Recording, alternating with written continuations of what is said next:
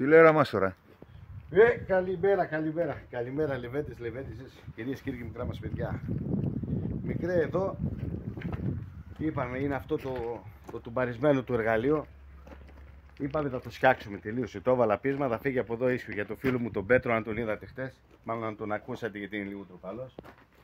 Θα διορθώσουμε και εδώ κάτι ατέλειες που έχει, γιατί του το δώσαμε το εργαλείο κάπως. Θα το φτιάξουμε, τσιτζιλώνει. Από μπροστά εδώ έχουμε σχεδόν τελειώσει. Να το κλείσουμε το εργαλείο και θα μπούμε μέσα, και για όσοι έχουν αμφιβολία για του κυρίου Πέτρου τη μηχανή, θα μπούμε να μαζέψουμε και να μας πούνε εντυπώσεις. Αν το κάναμε σωστά ή δεν το κάναμε. Λοιπόν, τράβα μικρό το εργαλείο εδώ, 1822 εγγύηση.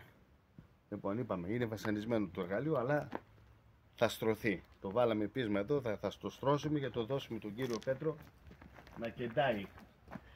Θα μαζεύει και θα τρίβουν τα χέρια του. Αλλά τι κάνει αυτό το εργαλείο. Αυτή είναι εδώ η τζαμάλα. Είναι κωδικό αυτό το τζαμάλα, αν το θυμάστε. Είναι κωδικό όνομα. Λοιπόν, το ξέρουν. Τέλος πάντων, θα σας το εξηγήσω άλλη ώρα. Λοιπόν, η τζαμάλα αυτή θα πετάει στο χωράφι. Θα περνάει και θα γλύφει, δεν θα αφήνει τίποτα.